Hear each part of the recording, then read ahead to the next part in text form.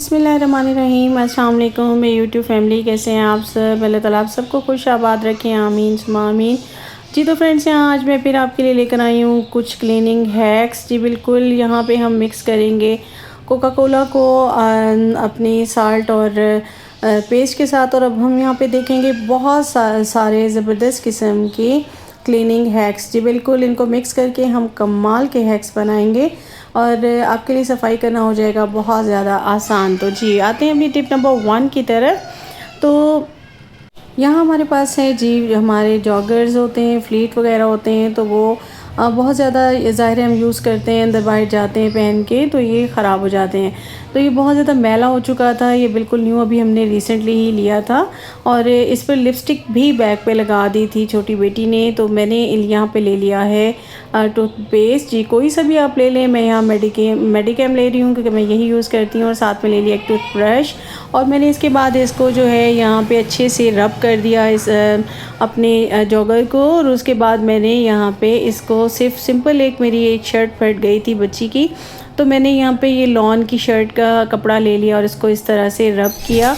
और रब करने के बाद जो है ये बिल्कुल ही साफ़ और नीट हो जाएगा। और अब हम इसे देखेंगे कि ये देखिए, हमने इसे बहुत अच्छे से क्लीन किया है और इसके बाद ये नीट एंड क्लीन जो है आपके सामने बिल्कुल ये आ रहा है। और अभी बैक पे जो हमारी लिपस्टिक लग गई थी और ये थोड़ा सा ज़रा डार्क कलर हो गया था, तो हमने इसको भी साफ़ कर लिया। और इस तरीके से आपने इसको बिल्कुल पेस्ट को हटा लेना है सिंपल कपड़े से, कुछ भी इस पर नहीं लगाना, और आपका ज़बरदस्त किस्म का शूज़ जो है हो गया है नीट एंड क्लीन। और अब हम आते हैं अपनी टिप नंबर 2 की तरफ। जी बिल्कुल, यहाँ पे हमने ले लिया है पानी। हमने 1 कप जितना पानी लिया है और 1 टेबलस्पून हम इसमें मिक्स कर रहे हैं टूथपेस्ट। जी टूथपेस्ट के बहुत ही कमाल के जो है वो रेमेडीज़ होती हैं। और यहाँ पे हमने ले लिया है कोका कोला। जी कोका कोला के मैं 3 टेबलस्पून ले लिए हैं और ये भी क्लीनिंग में बहुत ज़्यादा वर्क करता है कोका कोला में, क्योंकि ऐसे केमिकल्स होते हैं जो कि हमारे क्लीनिंग पर्पस में हमें बहुत फ़ायदा देने वाले हैं। तो यहाँ पे हमने ले ली है टाटरी। जी बिल्कुल, ये टाटरी भी अक्सर हम गोलगप्पों की जो वाटर वगैरह बनाते हैं तो उसमें इस्तेमाल करते हैं, लेकिन आज मैं आपको इससे बताऊँगी बहुत ज़बरदस्त क्लीनिंग हैक्स। 1 टेबलस्पून ले ली हमने और साथ में हमने ले लिया है नमक। जी नमक भी क्लीनिंग में बहुत ही इम्पॉर्टेंट रोल प्ले करता है। तो यहाँ पे हमने इनको मिक्स कर लिया और ये हमारा जी ये बाउल बन गया है। और इससे हम करेंगे बहुत ज़्यादा चीज़ें साफ़। जी हमारा आप इसको बहुत ज़्यादा चीज़ों में इस्तेमाल कर सकते हैं, तो ये आपका काम करेगा। और अब हमने यहाँ पे मेरी ये टेबल थी, इस पर मैंने कवर चढ़ा लिया था। इस पे मैंने चढ़ाई थी एक शीट और इस पे काफ़ी गंदगी हो गई थी और ये साफ़ नहीं हो रही थी। तो मैंने इसमें जो है इसको फैला लिया। फैलाने के बाद मैंने एक टूथ ब्रश ले लिया, उससे मैं इसे अच्छे से रब करूँगी। और अब उसके बाद आप देखेंगे कि ये पहले कितनी इस पर स्पॉट थे बहुत ज़्यादा मिट्टी के, जो कि बिल्कुल नहीं हट रहे थे। मैंने बहुत चीज़ें ट्राई की और उसके बाद मैंने इसको जो है वो ट्राई किया। तो इसको ट्राई करने के बाद मेरी ये बिल्कुल ही न्यू हो गई। और देखें बिल्कुल शीट नीचे से साफ़ होती आ रही है।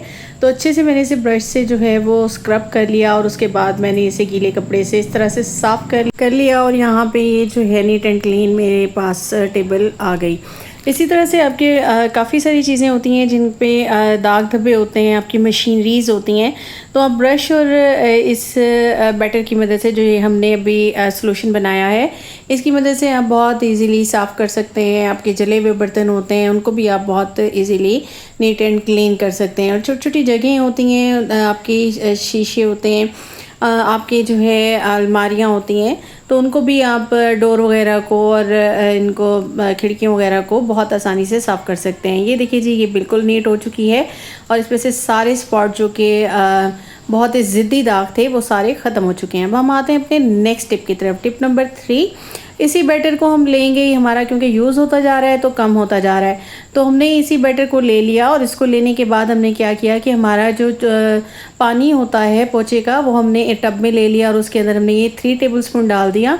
और उसके बाद आप देखेंगे आपके एक तो इससे ये फ़ायदा होगा कि आपके जर्म्स वगैरह जो है और जो इंसेक्ट्स वगैरह होते हैं वो नहीं आएंगे। और सेकेंडली इसका ये आप देखें कि ये जो आपकी इस तरह से आपने शीट्स बिछाई होती हैं या आपने घर में कारपेट वगैरह बिछाया होता है तो उसके ऊपर भी आप इजीली इसको डिप कीजिए। उसके बाद इसको अच्छे से स्क्वीज़ कीजिए और पोछे को, और उसके बाद आप इसको यहाँ पे लगा दीजिए।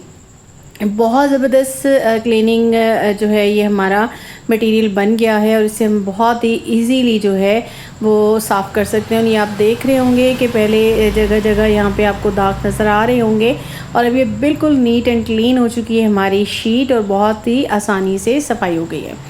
अब हम आते हैं टिप नंबर नेक्स्ट की तरफ। तो यहाँ पे हमने इसी बैटर में जो है अपने लॉन के कपड़े को डिप कर लिया और हमारी जो हमने अलमारियाँ वगैरह बनवाई हुई होती हैं और हमारी लाउंज में थी और इसमें जो है ना बच्चों ने लिपस्टिक वगैरह लगा दी थी। ये दाग आप देख रहे होंगे और ये अक्सर जो होता है हम ये सोच के परेशान हो रहे होते हैं कि हमारा इनका जो है ये कलर ना उतर जाए फर्नीचर का, तो हम इनको पानी वगैरह से साफ़ नहीं कर रहे होते या कोई मटेरियल ऐसा नहीं लगा रहे होते। तो मैंने ये जब मैंने कपड़े से ऐसे हल्का सा किया तो बहुत अच्छे से साफ़ होने लगा। तो मैंने सोचा कि चलिए मैं इसको इसी से करती हूँ। तो इससे ये है कि आपका ये इसकी अलमारियों वगैरह का कलर भी नहीं उतरेगा और ये जो है वो एज़ इट इज़ रहेगा और आपकी सफाई हो जाएगी। तो ये इस तरह के कोने कोने होते हैं, लकड़ी का काम हुआ होता है हमारे घरों में, तो हम उसको बहुत इजीली इस तरीके से डिप कीजिए आप कपड़े को और साफ़ कर लीजिए। तो इजीली हम इसको कर लेंगे साफ़।